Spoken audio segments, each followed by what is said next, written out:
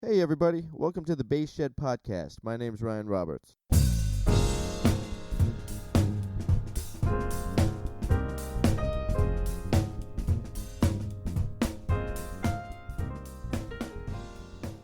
Hey everybody, it's Ryan here.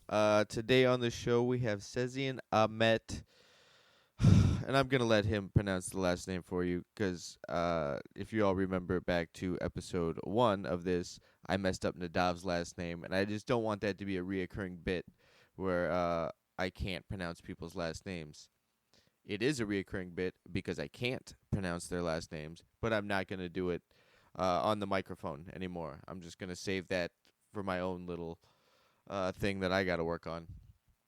Sezin is a bass player in town, doubler. He plays upright and electric.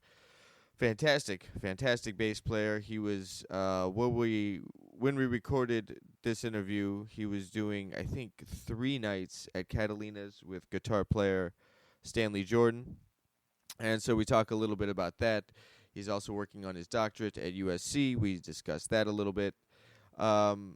It was a really good conversation, and I remember leaving the recording. It was just like a good feeling. It was great to connect with him on so many different aspects of music. We talk a little bit about classical. At one point, I questioned whether I know what Bottesini piece he's referencing. I did look it up.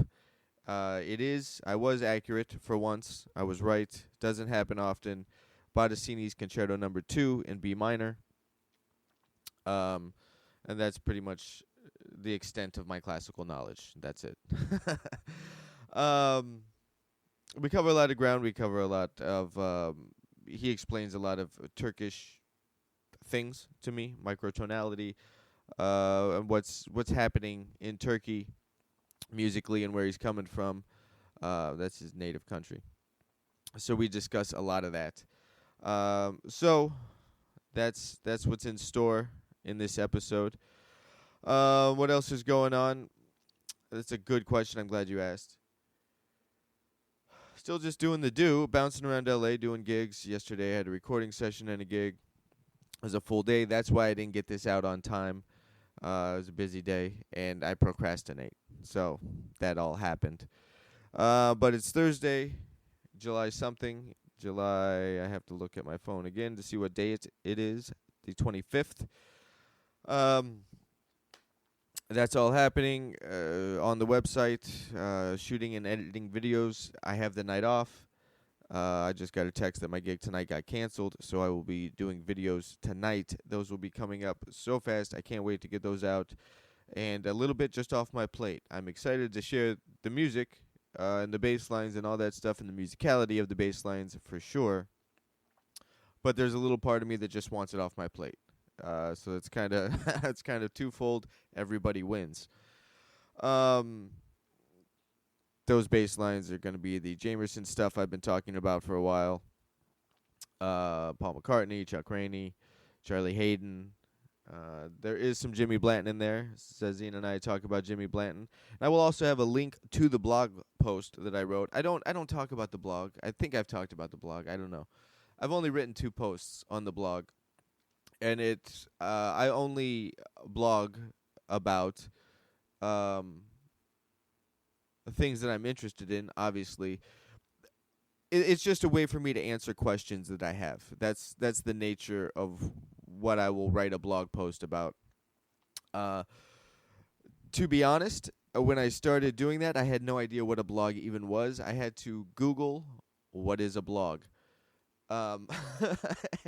And so now I just if I have a question about something that I'm curious about, it'll become this little mini research project that I'll dive into. The first one was I was hanging out with a recording engineer friend of mine, and I was curious about the first record with electric bass. So that is a blog post number 1. I went down that rabbit hole, and I can't ever just start there. I had to understand everything, right? Like this is why it takes me forever to write an article or blog post, whatever. Is because I can't just stay on topic. That's my problem.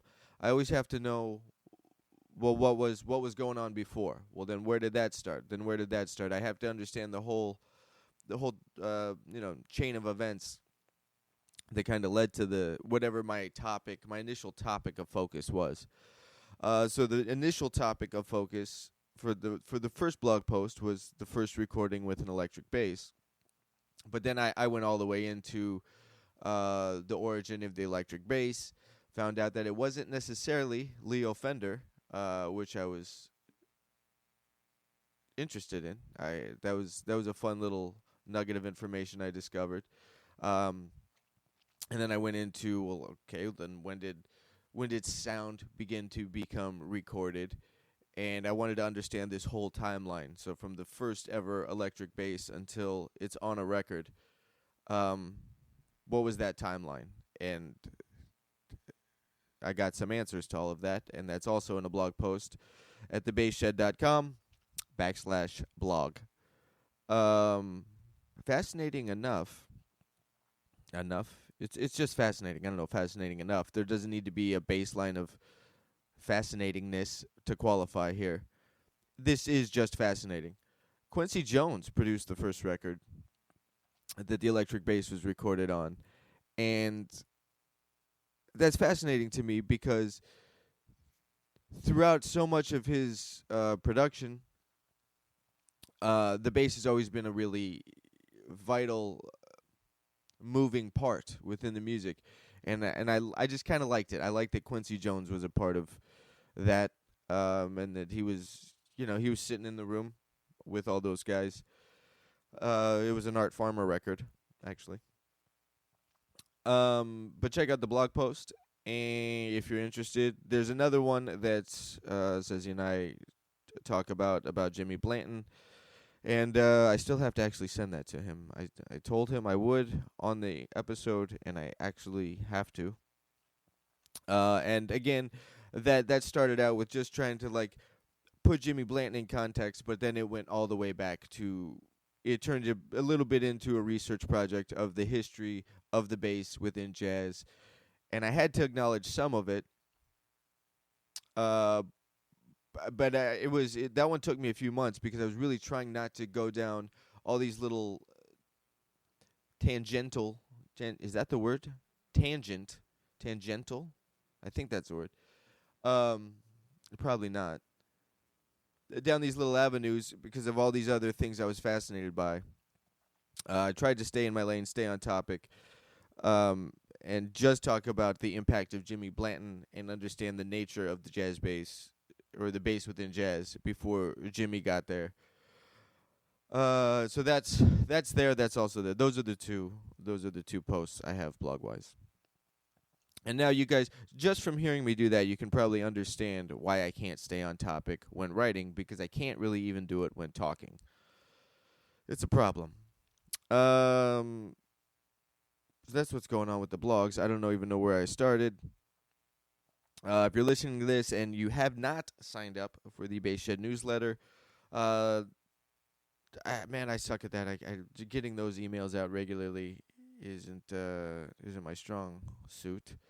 But I try to let everybody know what's coming up on the podcast, and what courses are coming up, or there's always a free transcription involved, and links to connect to all of it. I don't exactly know who's coming up on next week's podcast, but I've been in contact with Ruslan Sirota, and it's looking like we're going to get together over the weekend to record an episode. And if so, I'm excited about that. There is also a vibraphone player named Nick Mancini, who I was supposed to get together with a few weeks ago, and on my way to go meet him to record. A little bit of a personal crisis. That recording and that interview, I guess, got postponed. But I'm trying to. I gotta get back in touch with Nick. We had played a nice duo gig on Father's Day, and we were supposed to record the day after that, the interview, and we did not. So those two should be coming up. Ruslan Sirota, piano player, and Nick Mancini, vibraphone player. yeah, so that's what's going on there. To get involved with the newsletter, if I haven't said it already, you can text the word SHED, SHED, to 66866. And that'll get you plugged into the newsletter. And then, an email will go out with some information on it. I gotta be a little bit more proactive about that. All right, I'm losing focus here. So here's my talk with Sezin. Am I? Yeah, there you go. I think you're gonna need to get like right on the mic. Okay, I can do that. How's now? Yeah, It's better? That's good. Okay. All right, cool. We're going. Yes. Why don't you say your name? My name is Sezin Ahmet Turkmenoglu. Okay, now slow it down. Sezin Uh-huh. Ahmet Sezin Ahmet. Turkmenoglu. I'm not gonna try. You've been in LA 7 years? Yes, Cool. From Turkey. from We Turkey. were just talking about this. Yeah. What were you doing in Turkey? I mean, obviously playing the bass. How long have you been playing the bass? I started playing bass when I was, I think, 12 or 13. Okay. Was that your first instrument, or were you piano or something? Classical guitar. Classical guitar. Nice. Yeah. Okay. At age of 9, 10-ish, something like that. Okay.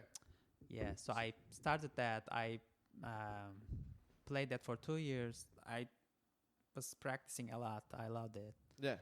And then I saw my guitar teacher playing the bass. He brought his bass to lesson because he was playing with some artists and stuff. Okay. So I saw the bass. I was like, wow, this looks so huge. And I was, little guy.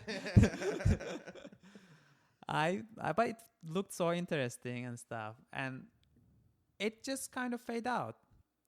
And I kept playing classical guitar. And then I had friends, and they just wanted to go to studio and just play some stuff, Yeah. record for fun, Uh-huh. They didn't have any like particular songs or stuff. They just Okay. wanted to, experiment. And they asked me, do you want to come? There is no bass players. Nobody plays bass. You want to just come play bass? I said, okay, I'll try. Yeah. And we went there, and it's just, I really liked the sound of the instrument. You didn't? I liked. Oh, yeah. I liked a lot. I really liked. Yeah, I remember like we were using headphones, and I was like, first time I was using headphones, probably like playing the bass Oh, yeah. or like anything, like not playing. Like I did use for listening to music, but not like playing something and I hear back myself. I was Right. like, wow, this is so cool. Yeah. It's a different experience. Yeah. So then I started like researching about it, like listening, paying more attention to the bass in records and stuff like that. So that's an electric bass you started on. Then Yeah. Were you, when you're checking out records, were you just checking out electric guys, or were you Yeah. checking out other? No, well, actually, the first jazz-ish record I listened was an Azerbaijan piano player, Aziza Mustafazadeh. Okay. She had the chops and stuff, you know. Yeah. And I was going to high school, and my friend told me about this record, Yeah. and I didn't know who played in the record. I didn't know any of those guys, but then What was the record again? it's called Dance of Fire, Dance of Fire. and she played with Omar Hakim, Okay. Stanley Clark, Sure. Aldi Meola. Yeah. So it was a fusion-y. Yeah, but acoustic fusion-y kind Right. of, because she plays, acoustic piano. Okay. She plays piano. And Kai Eckhart, I don't know if you know this. I know the name. Yeah. I think he plays in one track. He plays fretless bass, Okay. like 5-string, I think, and he takes a beautiful solo. I never forget. I still, Really?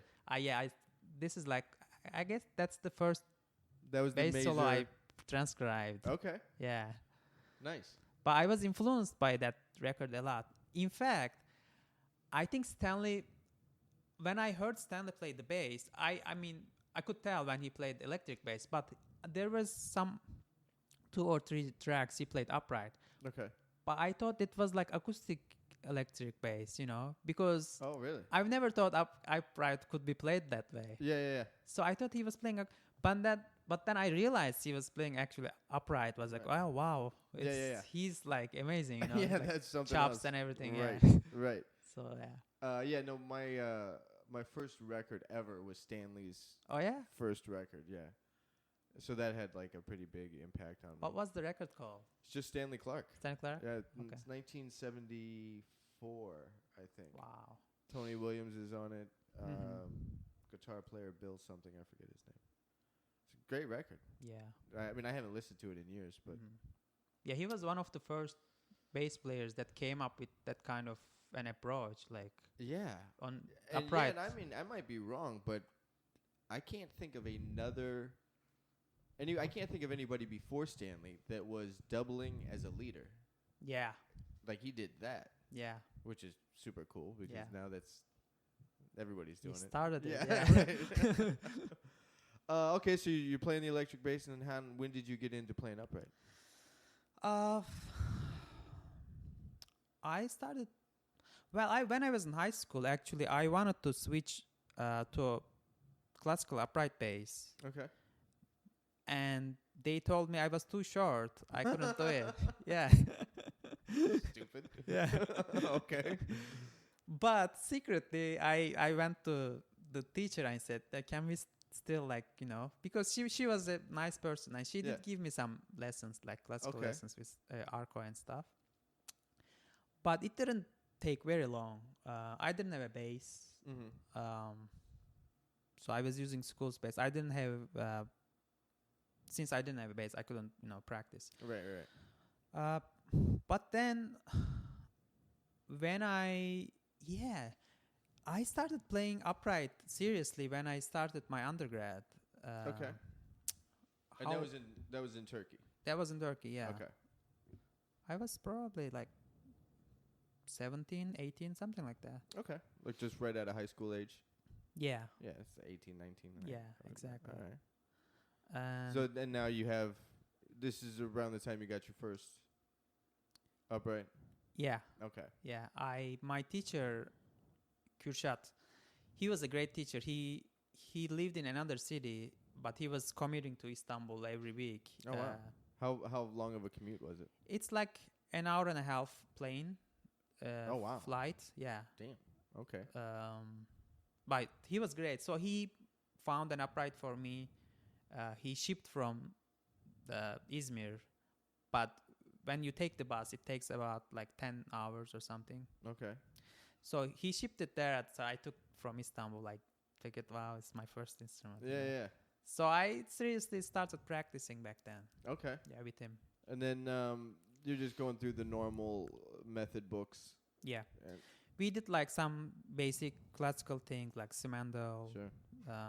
And then he showed me a bunch of jazz things. He gave me some transcription books like Ray Brown, Ron Carter. Sure. We were like just bass lines basically. Okay. But then, of course, I was playing duos with him during the class. So he would play the melody, I would play the bass line, and vice versa. And we would solo and stuff like that. That's really cool. Yeah. So that's how I seriously started. Okay. And then what happened to the classical part of it? Like as you progressed on and playing upright, do you still? Well, let's start here. You are getting your doctorate at USC right now, so that's what you're still studying. Yeah. And that's for jazz. And then how much classical do you still work on, or at what point did that die off? Like, where was the classical thing at in your pursuit for jazz studies through school?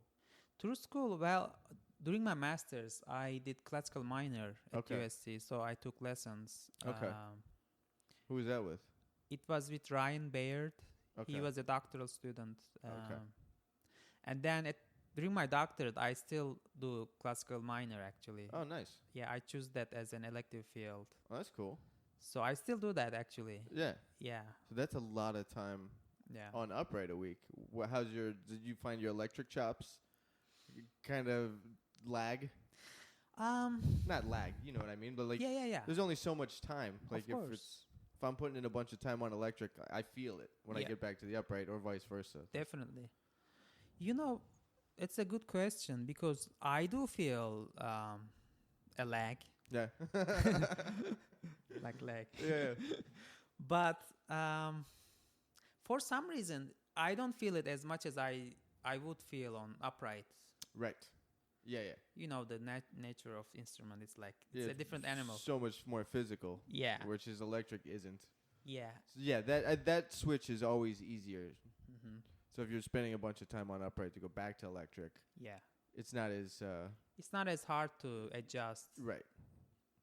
Right, but the other way, It's harder. I mean, I guess it's mostly because I've practiced so much electric technical stuff Sure. when I was younger. Spent so much time. I think I still, that affects me. I still get benefit from it. Yeah. And, I also see it as like, okay, I'm playing upright. It's a physical thing.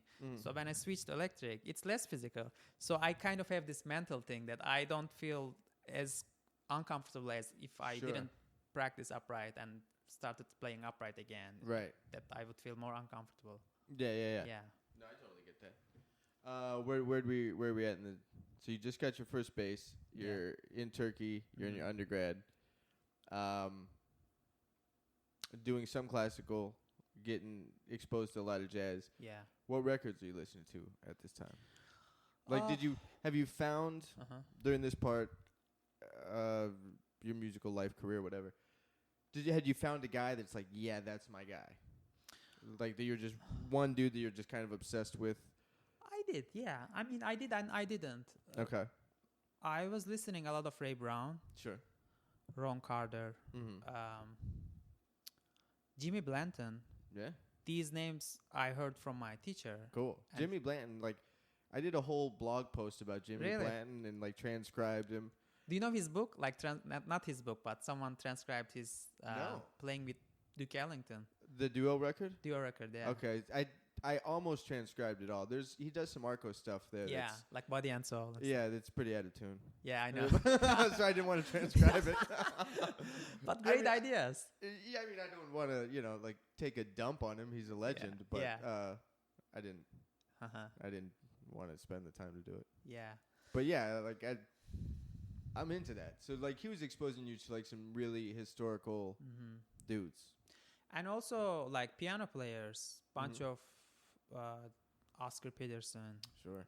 Red Garland, Yeah. Bill Evans. Okay. Guys from all like kind of that era, Ahmad Jamal. Yeah. Yeah. Also like more modern people like Keith Jarrett, Sure. Chick Corea. I always listened a lot. I didn't know how to Herbie. digest that stuff when I was young. Man. Like I didn't understand what was happening with Bill Evans' trio Yeah. or Yeah. Keith Jarrett. Like it was over my head. Yeah. I wanted to like it. I really wanted to like it, but I didn't have the ears yet. You know how I did? I would study on a certain tune and I would just go look for different versions. Oh, that's a cool way. So when I do that, like, so I already know the tune, like Autumn Leaves, and they Yeah. play Autumn Leaves, Keith Sure. Jarrett, Right. or I don't know, If I Should Lose You, whatever. Right. Like the 26-minute version of Autumn Leaves, I think I have that record. Yeah. So once I know the tune, I kind of know what they're playing. Sure. Not everything, of course, that out like the harmonic, like chord changes that Keith does sometimes, goes to different places. But Right. I just had the essence of, I listened a lot and I felt like I can listen to their soul almost when I listen Sure. to them. That feed me a lot, and Okay. it still does, especially Keith Jarrett, because he gives so much when he plays. Yeah. It feeds you off, it's amazing how he can transform his energy through the music. Right.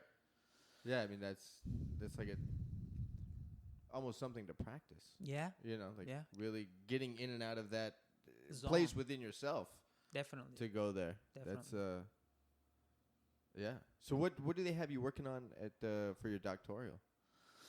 Like it's in performance? It's in performance. It's in Okay. jazz performance.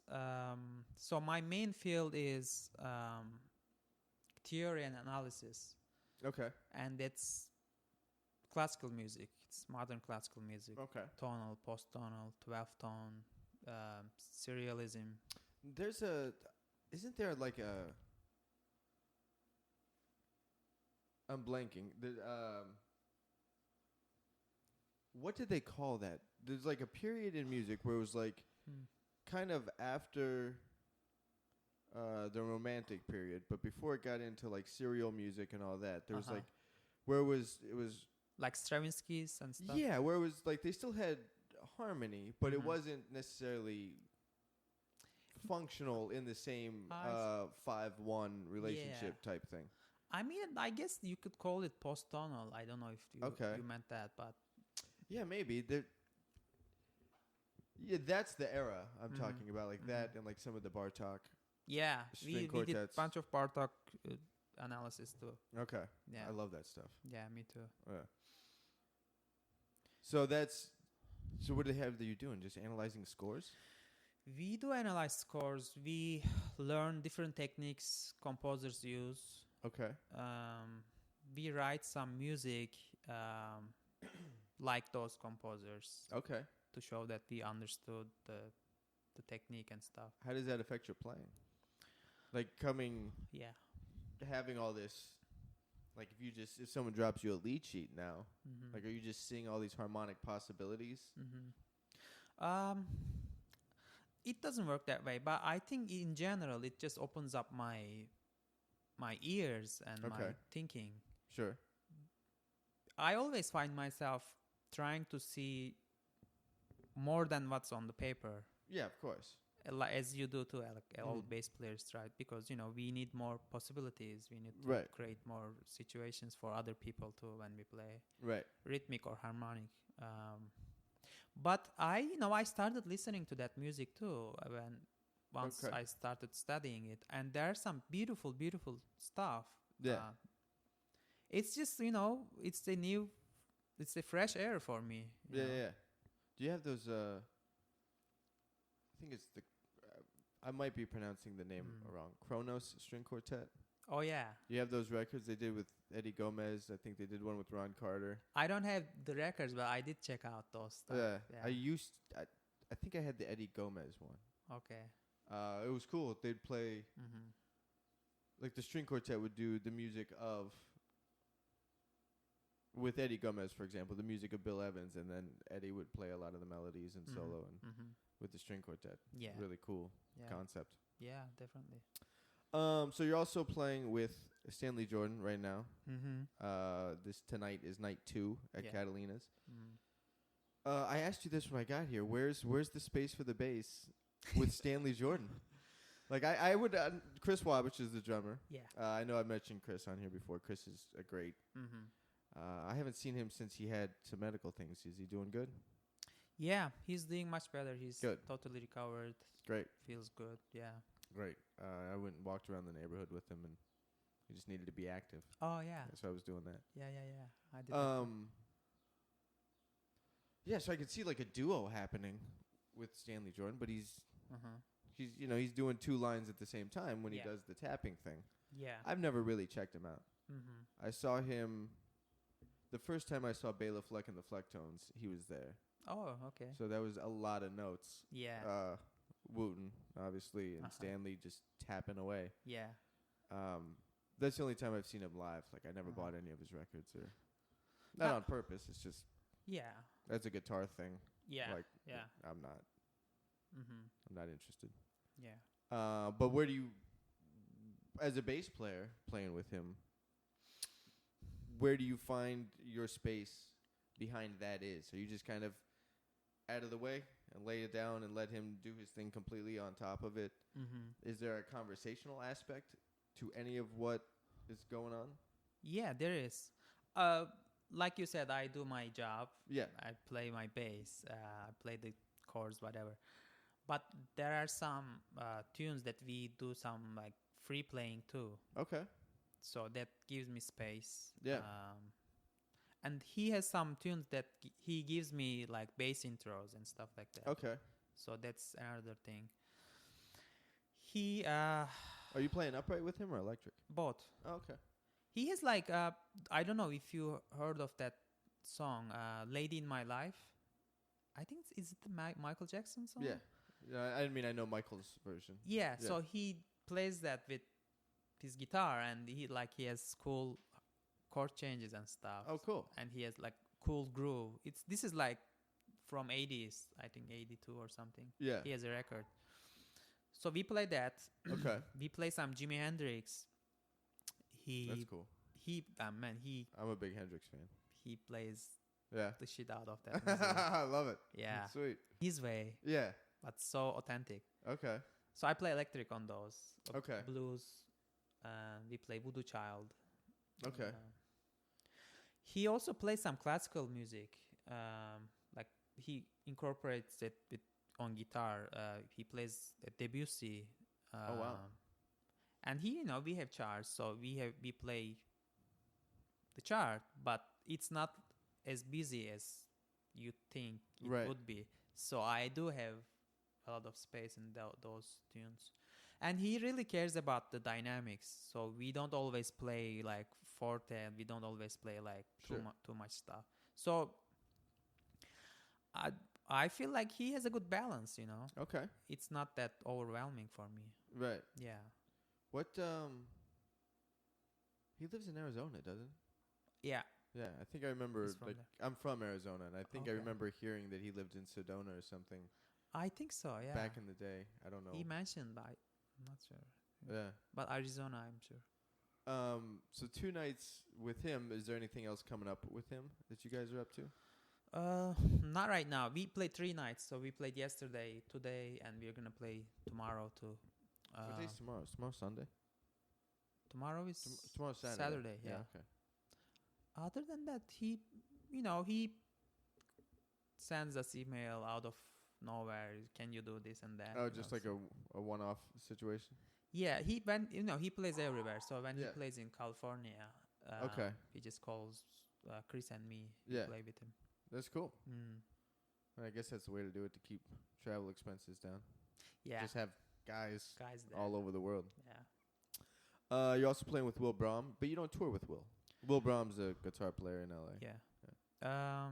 I don't. I mean, locally I play with him Yeah. mostly, but I don't have a chance to travel much because I have to teach and Where do you teach? I'm a TA at USC, so I teach like. Master's students? No, those are all non-majors, and that's like music history, jazz appreciation kind of mixed okay. class. So it's a class. We Oh, have that's like cool. 20 people or something. Yeah. You like that? Yeah, I do. Like that, teaching that kind of format? Yeah, Yeah. I do. I mean, also I teach like privately bass students, but I don't teach bass at USC. I sometimes sub for ensembles or like jazz improv classes. As a teacher or just like as a filler bass player? As a teacher, Okay. I also played as a bass player in Vince Mendoza's combo. Okay. Just because I'm a TA and they, we lack bass players. There's not Right. enough bass players. That was cool though. I mean, Vince is great. I learned a lot from him, of course. So I do that. I also take my doctorate classes besides teaching. So I can't leave town Right. that much. Right. That's why I can't tour with Will Brown. I couldn't tour with Aubrey Logan. I play with Aubrey too. Oh, yeah. I They- did like a weird gig with her. I Oh, think yeah? It was at Catalina's years ago. But it Really? wasn't. It was with another singer, and she was a guest. Okay. But then she was featured on some tunes. Yeah. Yeah, it's been a while. So I mean, when I travel, it's generally like during summer and stuff. Okay. Yeah. What are you working on? Like in your doctoral, what's that process like? Studying to get a doctorate. Mm-hmm. Like I said, I do classical bass minor. Mm-hmm. So I do study on that a lot. Are you doing excerpts? Are you working through some etudes? Like what kind of things classically? We did some excerpts, but we do a bunch of solo bass Okay. stuff because I have to give a recital as well Okay. at the end of my studies. I do study like solo bass stuff a lot, and then my other minor is composition. Okay. So So you have 2 minors? Yeah. It's a two lot. two elective fields, one main field. Okay. Yeah, it's a lot. So I take my main like theory classes, tonal, post tonal, like 12 tone, things like that. I took some counterpoint lessons, Nice. part of my composition minor. Yeah. Besides that, I do the combo with Vince, Okay. and I took lessons. I didn't take lessons last year, but I studied with Darek. I studied with like Alan Pasqua, Nice. Bruce Foreman, Peter Erskine, Roy McCurdy. Instead of taking bass lessons, I generally take like lessons with not bass players, but like Right. drummers, piano players, and stuff. Sure. What was that like? Like when you're studying with the piano player, is the focus on that harmonic? You know, obviously versus Soloing. yeah, soloing or I mean I guess I would always be interested in like what they want to hear from bass players. Like I would be interested in that. Yeah. I'm sure it's all the same shit. You know, sound, time, feel. Yeah, the Don't get basics lost. are Yeah. basics has to be there. There's Right, no exactly. question. But everybody asks different things. I feel like Alan expect different things versus Brass Ferrante or like Roy McCurdy. I mean, Sure. he's not a piano player, but or Peter Erskine. I take different things from everybody else, like all these different people. Yeah. But I mean, with Alan, for example, we would pick standards and Okay. we would play those. We would listen to different versions and we would solo on them, and we would share like different ideas about soloing. Okay. What can we play here and there? What chords can we put here instead of this? You know, stuff Okay, like so you're that. just kind of investigating the tunes together. Yeah, All right. That's cool. yeah. It And seems like- he's great. You know, he's a great hang too. Yeah, I've never met him. Yeah, I have him on some records though. yeah. Gorgeous player. Man. And I mean, I'm lucky he hired me to play with him a bunch of times too. Oh, nice. So yeah. What where were those at? Catalina's or something? Whale?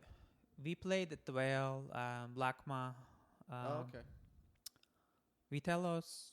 Oh yeah. What else? I never know what's going on with that place. Yeah, I know. Like it was Sheila E's and now it's not Sheila E's. No, Like, yeah. have you been there since it's not been Sheila E's? No, it's not Chile's, right? No, now it's not. I did, yeah. Okay. Yeah. I haven't played there in years. But I think they mostly have like cabaret kind of shows No, there. is it that? Yeah. I mean, it was never. It's a supper club. You Yeah. know, it was never like a serious Mm-hmm. jazz club. It's like Catalina's. Yeah, but I mean, I saw a couple of years ago Alan playing there a lot with like his trio. Okay. Peter, Darek, and Bob Minzer played with them too. Okay. There were some great stuff, but I always saw the good music, so I can't compare like Right, other right. stuff. I always go there when there's something good, you know. Yeah. What are you working on right now, like in your practice routine? I try to learn different tunes, you know, Mm-hmm. expand my tune list. Yeah. That's All of us. yeah. This is never ending. Yeah. It's overwhelming. Yeah, it is. It's like you think you're good, and then like something you haven't played in like 4 months. That's the first call on the Yeah. gig, and you're just like, damn it. I know. Yeah. So yeah, I work on conception lately. Okay. I played that with Will. He brought up that tune Yeah. and some one or two more other tunes new for me. So I'm working Okay. on those. And I work on the project I play with, or I will play with. Like I have some bass parts that I wanna clear. Study bunch of classical, obviously. Okay. What pieces are you working on with that? I work on a Bach Bourrée, Nice. Okay. and I work on a what's his name? This is like very famous bass, solo bass piece. Bassist? Was it Battesini? It's not Battesini. Shit, it's not Drogonetti too. I will show you later on. I forgot. But it's a famous. Yeah, that's Bassistini's B minor, right? Is it Battesini? Okay. Yeah. Yeah. Okay, cool. So I'm blanking. I mean, I know the piece, and like maybe there's a classical person listening. To Yeah, this, like yeah, that's yeah. not Battistini, you idiot. I'm not the But classical. I'm pretty sure that's Battistini in B minor. Yeah. Okay, that's Yeah. Well, I'm gonna pull it up when we get done. All right. I have to know for myself how bad I screwed this up. You see, I never look I just look at the music. I don't even check. Yeah. No, that's a great piece. Yeah, and it's hard. So yeah. it's good to learn. Right, and like a lot of those are released in 2 keys, right? Like I know the Bach cello suites. Mm-hmm. There's like it's a 4th down or something. Yeah, for cellos and stuff. Yeah, and then there's the actual key. Mm-hmm. Yeah, you have Edgar Meyer's record. Yeah, Oh, man. yeah. he did a Bottesini record too. He did, yeah. Yeah, it's fantastic. And he made a video of Bottesini. I don't know if you checked Oh, out. really? No. I think he released last year or something. He plays with an orchestra. Oh, wow. It's on YouTube. It's a great performance. Okay. Yeah. I'm into all the stuff he did with Chris Thiele. Oh yeah, me too. Yeah. Like, I like the bluegrassy stuff. Yeah, me too. He had a bunch of records out with like Bela Fleck Mm-hmm. and Jerry Douglas Mm-hmm. in the 80s. I have a bunch of those. Yeah, with Yo-Yo Ma, There's did that one some. too, and Mark O'Connor. Mark O'Connor. Yeah. Yeah, they did the Appalachian thing. Mm-hmm. Yeah. And I hold listened on. his. Oh, I gotta plug this in. Hold on one second. okay. Yeah. So you did your research when you were trying to figure out what made Jimmy Blanton special. Yeah. And then you come up with this. Yeah, and I went all History the of way jazz bass. back. Like I had to know, like what was the nature of the bass before he got there? Mm-hmm. Because he's not special if you don't know what it was, you Yeah. know. Yeah. So I had to understand what it was, and it. What is it? I mean, it wasn't. That's a good question. I wonder how much of it I remember now. I mean, like Walter Page. There's an argument to whether Walter Page was the first dude to like walk a bass line or not. There's conflicting reports, and I found audio samples, like recorded versions where it may or may not be him because of the year of the recording. So I don't know who started walking the bass. Okay. On acoustic bass, but Yeah. not tuba or like. No, some brass. yeah, this is all happening like as the bass is being integrated into jazz. Jazz. And that was Duke Ellington made that happen with Wellman Broad was the dude, like the first full-time bass player Of the count. way back in the day. I forget the year now. Okay. I'll send it to you. I'll send you the Yeah. link. It was interesting to research all that. And then transcribing Jimmy Blanton. Yeah. Like, man, he did some. I forgot what year that was. 1929, I think, was Pitter Patter Panther. He's like, then, for a bass player then, he's playing 3 against 4 in some of these solo breaks. Like, super hip stuff for Yeah. the time. Yeah. Like, damn. Yeah. Like, Some rhythmic stuff. man, very the hip. rhythmic thing was ridiculous. Yeah. Harmonically, it wasn't super advanced, Yeah. but the fact that he was covering that much of the instrument was. I mean, you can't really. I don't know if anybody really had super advanced harmonic solos at that period either. Yeah. You know, that's interesting because that's something I feel like we bass players forget a lot, which is sometimes I find myself focusing more on harmony, not the rhythm. But when it is the other way, when I feel more rhythmically and play more rhythmically, it just the possibilities open up so fast. I mean, you can just reinvent the same Yeah. harmonic thing. Yeah, and you know, all the great jazz musicians say jazz is about the rhythm, Right. not as much the harmony. Right. So when you have the rhythm, it just you sound good, you know. How do all those the Middle Eastern, Mediterranean? Which one should I? It's Mediterranean, right? Turkey. Is it Middle Eastern? It's in the middle of Mediterranean, Middle Eastern, and Europe. Yeah. Like Istanbul connects all those places. Okay. That's why it's special, I guess. But they got their own rhythm happening over there, and so like you're automatically coming from that culture, which is a rhythmic. It has a lot of rhythm to it. Yeah.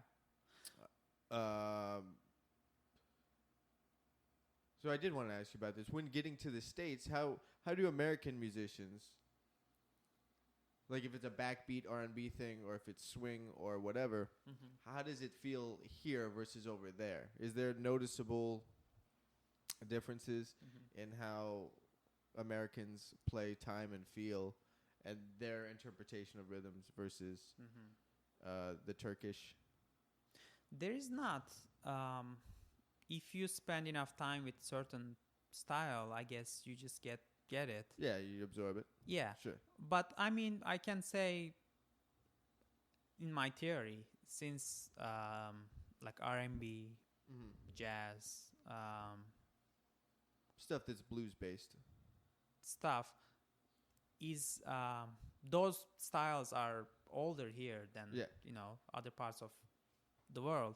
I feel like there's a tendency for people to play those stuff more laid back feel, which I love. But of course, I don't play that way all the time. I try to choose whenever I want to do that way, or like I play on the top of beat or I push the beat, you know. Right. So those options are less in Turkey as far as I observed. People just play how they feel. And it's really that kind of... I like that, though. There's a lot of emotional integrity and honesty to that, which is really cool. Yeah. Instead of someone trying to cop a groove. But then at the same time, I definitely agree with you. Like, I think we should be able to pick and choose what we're going to do musically to create the right feeling for the right piece of music. Like, if this piece of music needs to have that specific feel, then where do we go? Or even if you're playing with a drummer who plays like ahead of the beat, then you have to be able to play laid back so that you're not rushing or you're creating some kind of elastic feel or like, you know, balance. Yeah.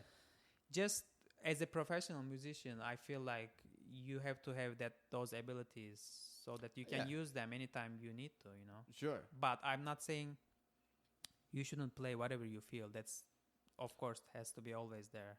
Yeah, it does. I think our job is also, because our job is to set this thing for everybody else. Yeah. Like, we have to agree with the other people. We're a drummer, a piano player, a guitar player. Like, okay, let's all agree with what we're doing here. Yeah. Because everybody else is going to be on top of us. And it works most of the times, you know. Yeah, so it's true. it's just, you know, those extreme moments when they come, so you don't feel that overwhelmed, or you know it's not my fault, it's someone else's. Right. Yeah, that happens. Yeah. Or sometimes it's mine. Like it can be mine too. Exactly. I've been known to screw up a groove. Yeah. But I mean, going back to like odd time stuff in Turkey, like we do have bunch of odd time based music, like songs. I grew up with those, you know, especially like the 9/8 thing. Yeah. Like 1 2 1 2 1 2 1 2 3 1 2 1 2 1 2. Oh really? It's like that. It's not just three groupings of three. No, it's not. Okay. That's like the main Turkish in quotation groove. Okay, so hold on. So so the 6 is broken up into 2s. 1 2 1 2 1 2, and then 1 2 3. 1 2 3. Yeah. Okay. You know this Bululur on the Alaturka? What is that? I know the song, but what is? Who wrote That's also Battistini. no. It's all Battistini. No. Take 5. Oh yeah, okay. Right. Who wrote Take 5? Brubeck. Brubeck, yeah, Yeah. I'm blanking on names. So Brubeck also wrote that Blue Ronda alla Turca. Right. It's Time's Up. album, yeah. What's the record? Something like that. Yeah, Paul Desmond. Yeah, where he did all the odd meters thing. Yeah, and Yeah. he did that after he visited Turkey, Oh, okay. and he saw people improvising on 9/8, Yeah. and he there is an interview made with him, so he talks about these things himself. Okay.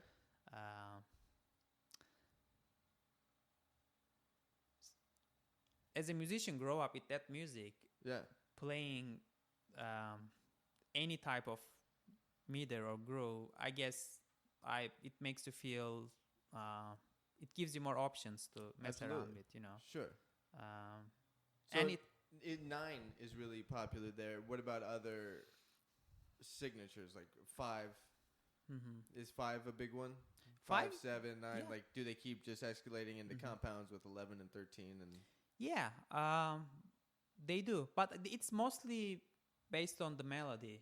Sure. So you don't really find yourself counting. Okay. When you know the melody. Right. But the 9 thing is like definitely a signature thing. But of course, those like other meters, there are. I guess the music is based on, since the music is based on the melody, they didn't think much about The pulse. pulse or like putting the music into a box, you know. Right. They just wrote it down that way, so it is what it is. Okay. Yeah. That's cool. There was a when I first got to LA. He's been gone since I know you've been here. But a Greek dude named Cal. Oh. He used to like have these sessions over at his place, and it was always 9. Yeah. Like that, he loved playing at 9. Man. It was fun, Yeah. but I was super new to all that. Yeah. Like I would just go over there and get my butt kicked, Yeah. Yeah. and then just That's how it is. come back home and try to shed 9, Mm-hmm. and then I'd get distracted with Mm-hmm. like learning something I had to do for work. Yeah, like I'd put 9 on the shelf. Yeah, 'cause yeah, yeah. I don't really ever have to play in 9. No, I mean, you obviously need to spend time. I mean, I Yeah. spent my whole childhood, so otherwise I would feel the same, you know. Sure. Yeah. Yeah, but that's a good place. I mean, I'm kind of envious of it, like Mhm. having that kind of cultural, coming from a culture that's like so rhythmically charged. Mm-hmm. Yeah. Also melodically. Yeah. There are beautiful melodies because the music is not based on harmony; it's based on melody. You know. Sure. So in some of the old folkloric Mhm. stuff, what is that music? Is it all vocal and chants? Is it vocals and drums? Is it are there other instruments going on? There are like traditional instruments like bağlama. Okay. Is that a stringed thing like a guitar? Yeah, it has like steel strings, Okay. 3 different grouped strings. So there are 3 strings, but I think the top group has 3 and 2. Okay. It has like a unique sound. And it's a fretted instrument? It's a fretted instrument, but the frets are movable. Really? Yeah, they are made of plastic strings, like the rod or something, you know. Okay. So you can move them around, and since we have microtonal system, that's why you can move them. So because Turkish music is not based on temperament system. How is it notated then? It's notated like the flats. You put like ticks on Like a hash through it? yeah, something like that. And that means it's down Mm-hmm. a quarter tone or upper quarter tone? Well, I think it depends on the direction they put in, but And dudes have to sight read that? yeah. I mean, I didn't play honestly much. It just seems like a lot to process on the fly. It is. It's like high art form, man. It's serious. Yeah. It's not that easy, and people spend their whole lives on it. On that thing. Why? Yeah. I'm fascinated by that. I'm fascinated by why. I guess I'm not expecting you to know this. It's just me being curious. Why the microtonal system? It's a good question. Yeah. Like what? I think it's cool because you Yeah. can. There's a lot more sounds now available, and can also, by stacking different microtones, come up with new harmonic things, and the nature of chords becomes different because Yeah. it's not all just tempered thirds. So that's cool. Well, I can say one thing about that. The Turkish music is very old. Yeah, So it's before it was played before the temperament system and everything came up. sure. I forgot when that period was when tempered. Yeah. I don't. It's remember. not that old. I mean that's what I know. But I know there is also just intonation system, Okay. which is not temperament. So when you tune your piano in just intonation, the fifths you play, like let's say between A and E, is bigger than A and E between the temperament system. And Okay. so that space gets bigger and bigger when you go to higher registers. But the thing is, when you play So much that it would get into outside of the Clash. realm of a fifth? Like, would it get into almost what we would consider a minor sixth? yeah, if you go up Just keep- higher, yeah. Okay. Yeah, and it's considerably But then high. going down, it could be a diminished fifth, like at the end of the spectrum. Yeah. Interesting. So they made an experiment about this. When they play a chord in just intonation, you see the waves, like Yeah. circles and stuff. They stay still perfectly. And when they play the chord with temperament system, they shake like it's out of tune. Yeah. And I mean, this is And you're talking about a research. strobe tuner. Like, I understand this because I'm visually watching you. Yeah, But yeah, for that's everybody right. listening, Yeah. talking about like a strobe tuner, how things are getting fuzzy, or when it's in Match. tune, they even out. Yes. Okay. What was I saying? Oh, also, like, it's also proven that when you play something for a person in just an intonation, it feels much soothing and much more comforting versus playing something in Right. temperament system. Okay. So this is the whole argument. Like, But doesn't it have to be, when it's untempered, it has to be tuned to something? Like, there has to be lack of a better phrase, a baseline that it's all built off of. So if it's going to be tuned in a key of C, yeah. everything is then relative to the C. Well, So what's the relative? What is it all relative to? I don't know. I don't think there's a relative, but that's the problem because, like I said, if you play a chord in, like, let's say in like 3 octaves range, it doesn't sound good because it sounds out of tune. Yeah. You have to stay in like a certain range. That's the Okay. problem of not using just intonation system. Sure. That temperament system was invented. That's why it's invented. So everything It's easier. then in the microtonal system is everything is pretty close. Then all the melodies are really they have a small range. Not all the melodies, and I should say that microtonal system. There are so many tuning systems. Sure. So the microtonal system, if I talk about Turkish music, Yeah. it's not the just intonation. It's just like, let's say, A, B flat, but B flat is flatter than the B flat we know. Right. And then C sharp. C sharp is It's gonna lean into D a little harder. yeah. Yeah. But when you play them going back to scale, descending scale, then it's the opposite. So C Right. sharp is flatter, but B flat is a little bit sharper. Sure. Yeah, that makes sense. It's there to support where it's going. Yeah. So if the B flat is going down into A, Mm-hmm. it's going to be a little flatter to give it more of the pull to the resolution. Yeah, but that's not in set in stone. Some modes are different. They have different rules. Okay. Yeah. Interesting. But then what's the scale system? Well, there are different scales, like modes, like Uh-huh. Western modes. We know scales. Sure. But okay, couple questions. I guess we need to pick a timeline, right? So to go all the way back in Turkey would be before the church modes ever really hit the scene. Mm-hmm. So let's say right now in a conservatory there, if they're going to teach traditional folkloric music, but then they're also going to teach Western European harmony and modes and chords and all that too, right? There is a conservatory that teaches only Turkish music. Okay. So they don't. I don't know. I don't think they teach. It's like a preservation of the culture. Yeah. Okay. Yeah, but of course there are other schools that teach like Western music. Yeah. But if you go to Turkish music school, you all like heavily learn that style, not the Western. You focus on Turkish makam music. Makam? Makam. Okay. What is that? Makam is basically the scale, like the Okay. note. Is that like equivalent to the major scale? Is that like yeah. the thing that everything's in relation to? Yeah, like we call the major scale Ionia. Yeah. So that's a makam. Okay.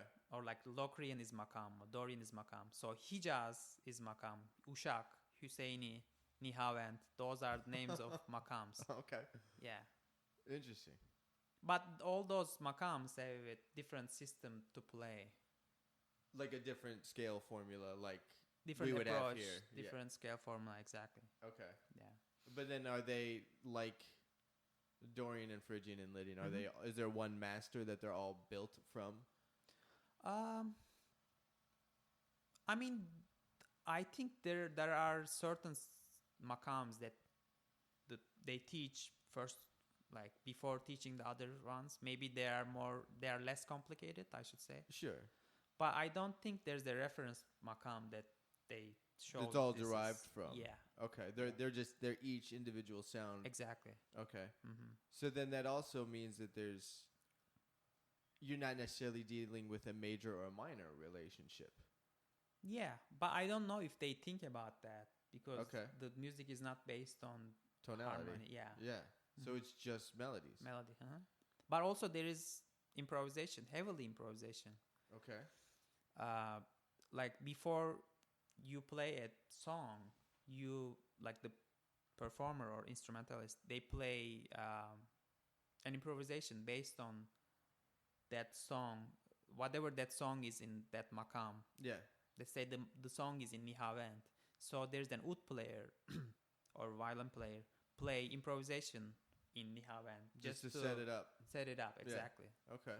Yeah. And then everybody just feels that. Yeah, and then when he stops, conductor counts or like whatever they start the tune. Yeah. It's like a whole different set of rules. Mm-hmm. And then are there just these tunes that have been passed down over generations that everybody just kind of knows and Yeah. like, okay, I hear this, it's like the intro to Rock With You. Like, all right, Yeah, now I yeah. know what we're doing. Yeah, Yeah, exactly. It's like, oh, here we go. Yeah. Well, I mean, it's orally, but also it's written too. Okay. So there are a lot of written books about Turkish music by Interesting. now. Yeah. What are some records? Like, now I'm interested in this now. Like, what are some records to check out? Well, there are some artists play traditional Turkish music, like Kani Karaca, Okay. Bekir Sıtkı Sezgin. Connie with a C or a K? K. K-A- K-A-N-I. K-N-I. I thought there'd be an H in there for some reason. No, there's it's Yeah. in Turkish like K-A-N-I. Okay. Last name is K-A-R-A-C-A. Okay. And he's a singer. He's blind. Oh, wow. He has perfect pitch, Yeah. and he has a beautiful voice. Oh, wow. Yeah, and Bekir Sıtkı Sezgin was a oud player. Okay. B-E-K-I-R E-K-I-R. S-I-T-K-I S-E-Z-G-I-N. It's like my first name, Sezgin. Sezin. Yeah, I mean there are a bunch of other people, but And that's those are instrumental key. or that's with vocals? I mean, the blind guy sings. that's vocal. Okay. But there are a lot of instrumental literature in Turkish music too. So there's no vocal. It's just songs played with Interesting. instruments. Yeah. That's sweet. Mm-hmm. How much of that do you still kind of check in with? Not very much. I do want to. I just don't have time to. You know, Sure. it's just so much time to spend with. But after I'm done at USC, my doctorate, I definitely plan to dive in that more seriously. Yeah, I think that would be cool. Yeah. I mean, playing with Wabich must be great. He's He all knows. over that. Exactly. He's all over that stuff. He Yeah. plays with Turkish artists, you know. Yeah. So when I play with him, we have a good like meter Right, coming connection. from the same place, Yeah. kind of thing. Yeah, that's great. He knows the culture too. So Yeah. yeah. He's all plugged in with it. Yeah. Cool, man. Anything else you got coming up you'd like to talk about? What are you listening to right now? I always like to know this. Like I've ranted, so to speak, that there's so much music out there. I don't know what to find. Yeah. Man, Like, there's just so much music. I don't. It's like, what do you want to watch? There's like a zillion shows on any, Hulu or Netflix or I don't even know. It's overwhelming. I know. So I ask people like, what are you listening to? But I feel the same. But I like tried to check a lot of Latin jazz. Okay. I listen to. I think it's Carlitos that's on these records done in the late '90s called Cuba LA. They're pretty cool. I think Jimmy Brandley's on it. Okay, yeah, they are buddies. But I did check out Carlos Henriquez's last record. I've been listening to that. Carlos who? Carlos Henriquez. Okay. Bass player, plays with Wynton Marsalis. Oh, okay. Yeah, his big band. He's a great writer and he's a serious like great bass player. Is the music kind of arranged for like a 5-piece, 6-piece? It's a big band. Oh, it's a straight big band. Yeah. Okay. But he has like I think he has also 5-6 bands like with horns and stuff, arrangements. Yeah. He writes all arrangements and he plays his ass off. He's a great bass player. I listen. I'm not for the bass, but I also like to check it out in terms of like check out what would the bass player write. The part that yeah. Because we generally think about the same things when we play. So when a bass player write a big band, how does it sound? Do you write? I do. Actually, I did write a 9/8 big band chart. You like did 2 years ago at USC. Yeah. Okay. It's like a Turkish kind of 9/8 thing. It's kind of difficult, so they had a hard time to play it. It didn't turn out well, but it's written on Sibelius. Were you happy with the chart, just not the execution? Yeah, I was happy with it.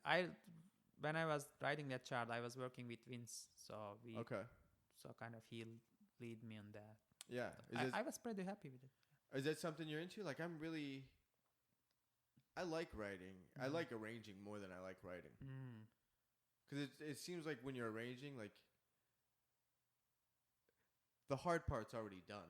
Like, someone's already created this melody. Musical world and the harmony, and Yeah. all you have to do is, like, nudge it around a little bit. That's easier to me and less pressure. I see. I feel like when I write, I think both writing, creating a tune, but also arranging it at the same time. It's how I think when I write music. Yeah. I don't know if I like writing. Yeah, I didn't think about differentiating between arranging. Do you have a solo project you're working on? Like, where it's your stuff, your band? Are you Yeah, leading man. anything? I mean, I brought my stuff to combos that I played with at USC, and I always thought about like recording them, and I still do. I may record it at some point at end of this summer. Okay. Yeah, just my originals. What size group did you write that for? Probably like 5-6 pieces, like a rhythm section or 2 and plus 2-3 piece horn section. Yeah, That's cool. Yeah, It'd be fun. yeah. That's a nice size group because there's still enough space. Yeah.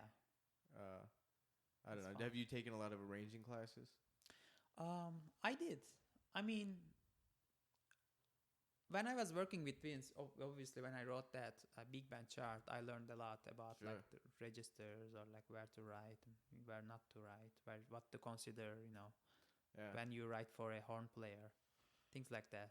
Yeah, I did this arrangement for a short film last year, and it was really fun. Mm-hmm. But I had never done it before, Mm-hmm. and the composer is a friend of mine, and I played on his personal record. Uh-huh. And we were just hanging out one day, and he's telling me about this project that he's doing. Mm-hmm. He's like, "Man, you know anybody who can arrange this music for Dixieland?" Oh. And I'm just like, "Yeah, I'll do it." Yeah. And then I just went Great. home and like started looking stuff Yeah. up and like the range of instruments and getting all that together. And It's the best way to learn, man. So at the time, like I had this whiteboard next to my desk, and I just had all these notes on it, like Yeah. a trumpet can't play higher than that. Yeah, I did that too, yeah. And then the trumpet player got to the session. He's like, "Man, you don't expect me to hit that, do you?" I'm like, Okay. is it cool? Like, I don't know. Take it down an octave. Yeah. But it was a lot of fun. Yeah. I had a lot of fun doing that. Yeah. Like, that's something I'd really like to pursue at some point. Yeah, it's a different skill set. It's like a Yeah. different muscle. But once you get into it, it's so much fun. Yeah. It's great. Yeah, and I like the taking me outside of the bass player head and just Mm-hmm. thinking about what everybody is doing at any time. Yeah. Not just listening and responding, but when creating it. Like now I'm accountable to create their part. Mm-hmm. It's just a different way to think. And when you do that, after when you go back to play the bass, Yeah. everything is different. Yeah, I know. You start thinking differently. Yeah, which is and great. play way less. Yeah, Like all I Yeah. have to do is this exactly. because they have all that. Yeah. Yeah. Yeah. Cool, man. I think we're good. Cool. Yeah, thanks. Yeah, man.